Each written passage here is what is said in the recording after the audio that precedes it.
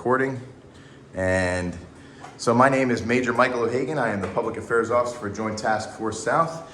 And I am here with some members of the medical team here for JTF South. Not all. There are some other members, right, that are not here. Some of the members who have come and gone and, on or off the mission.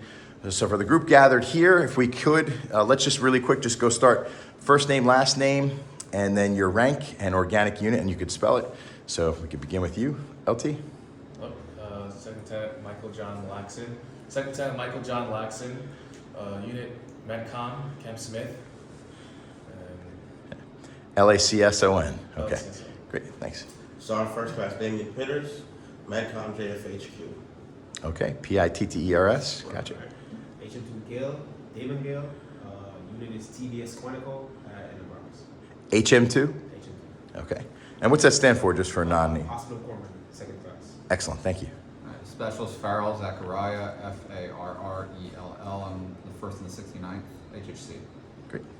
Master Sergeant Pijot, Danielle Pijot, from the 106 Med Group, and last name spelled Pillot. Staff Sergeant Justine Pena with the 106 RTI, and last name spelled PENA.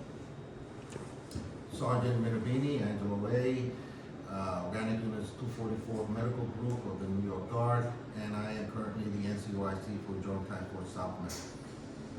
Major Sharif, first name Tanya, last name spelled SHARRIEFF, and I'm the medical OIC for JTF South. First Lieutenant Kim, last name spelled KIM, MEDO. Great. And it's from 258 FA.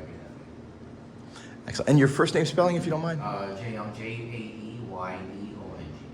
Excellent. So by a show of hands, folks, how many started, even if you've been on or off mission, from March 2020, from the beginning of the pandemic? So a pretty substantial group. For the folks that came on after, when did you come on? February 11th, 2021. Okay, great. And where were you? Kabreski. Okay, out of Kabreski, out at the command post out there for Long Island? Yes, sir. The airport. Okay, great. Yep. Excellent. I came on November 30th. I came from Joint Task Force in Partnership. Okay, great. And so we'll just go right around the room with where your journey started. So for yourself. Well, for me, we started at Camp Smith. That's where everybody is in process originally when the pandemic hit. And we were just there just to get like a general idea of what our duties were going to be, what was required of us as medics. And Where did you head from Camp Smith? So from Camp Smith, First we assignment. headed to Jones Beach. That's where I headed from. Excellent. So you're at the pod at Jones Beach. Yes. Gotcha. Testing site. Gotcha. March 15th, 2020, I was called in process at Gretzky, and I was there for, I think we were there for 3 days, and they moved us to Jones Beach. And I was there for a few months, and then I got, I hopped on and off, and I bounced around. I was here, I was in A Holly and Uniondale, now I'm back here again. So I've been all over the place. Great. So you're actually on A Holly with the nursing home mission? Up until like I think 6 days ago, and then I came back here. Okay, great. Thank you.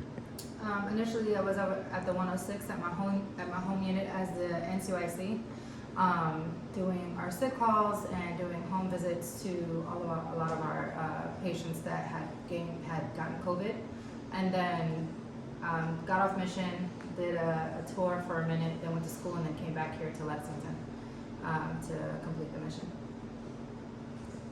I started in March 2020 with my home unit at the time, the 369 Sustainment Brigade out of Harlem Armory. So I was the NCOIC for sick call over there.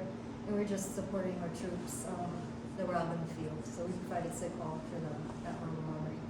And then a few months later, I was at Javits Center doing, well, you were there too, the NCOIC for all of the medical operations there at the vaccination site. So Great. I was there for about 6 months from January through June. I'm here. Great.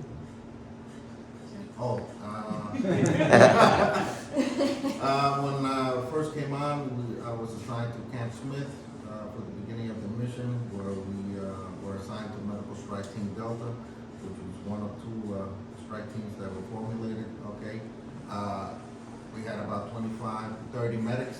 Okay, which HM2 Gale was part of. Okay, and we cross-trained with medics from all the different branches of service that came on, the Air Force nurses, the Navy corpsmen, Army combat medics. Okay, we trained for about 2 weeks. We learned a lot because every branch has different ways of handling things. Okay, and we they were setting us up for where we were going to be assigned. And I was. Where else did you go, Sergeant Medevino? We'll circle back around for more, but just some of the places that you've been since you started. Since I started, okay, so from there I was sent directly here to Lexington Armory, okay, where we assisted the Army regular branch medical team at the Javits Center, where we were dispatched to treat civilians as well as military. Okay, we set up the field hospital there. Okay, we were also sent to assist the nurses at the Elmhurst Hospital, which was ground zero for all the COVID patients, which was 14 COVID wards. That was crazy. Yeah. It was wow. It was, By the way, I don't know if that was somebody's Rolex, but we'll get it after if it's dropped. It's okay. Don't worry about it. It was pure madness there. And when things calmed down, okay, then I was sent to Medical Strike Team 1 at Staten Island test site, okay, and we roamed to 4 different test sites, okay, where we tested the civilian. We were doing like 1,000 cars a day. I mean, it was incredible, incredible. Then I was given command of Medical Strike Team 2 at Brooklyn, at the Brooklyn test site. Okay, from there I took over as NCOIC for the quick response team, which was also the medical treatment team. Okay, that we were in charge of. What other places? We'll get into some other stuff. So that was still Brooklyn, right?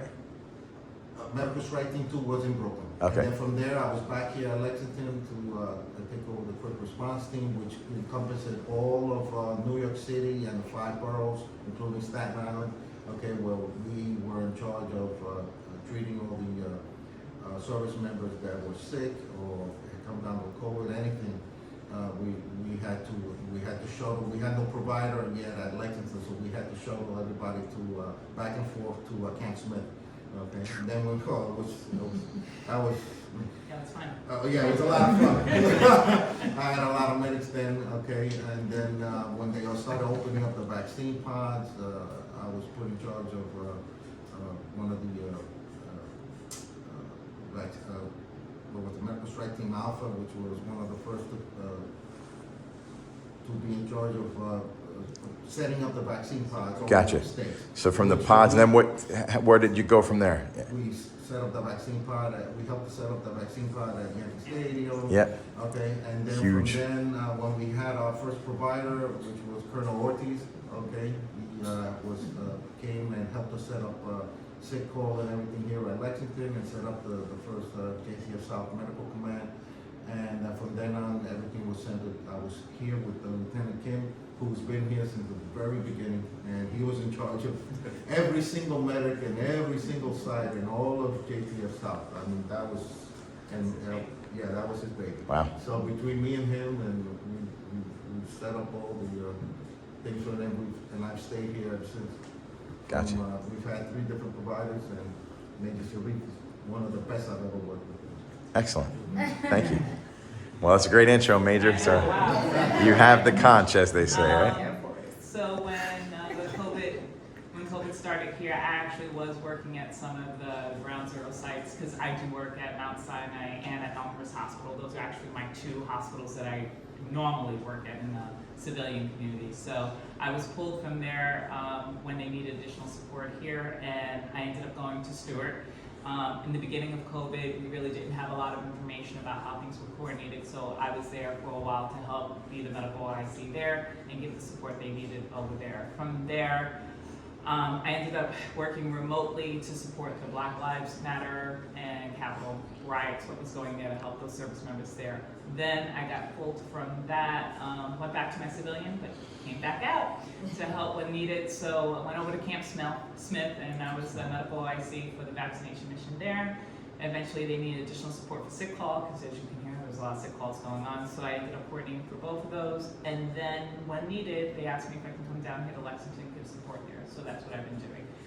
Typically, my duties are being tasked between Lexington here, Camp Smith, and also to continue giving support at my main wing, which is 105th Airway. Great. Thank you, ma'am. LT, you're closing us out, the closer. Alright, so first time when I got on mission, I was at Jamaica, Queens with 125 So I was the operational medical ops to in process all the service members who was coming on COVID operations. So we in process all the service member into SAD. Then when order was changed into Title 32, then I moved to Lexington Armory to work with Sergeant First Class Lord, Sergeant Glass, and Lieutenant Corrigan. That's when I was working as the medical logistics officer as back then CP New York City.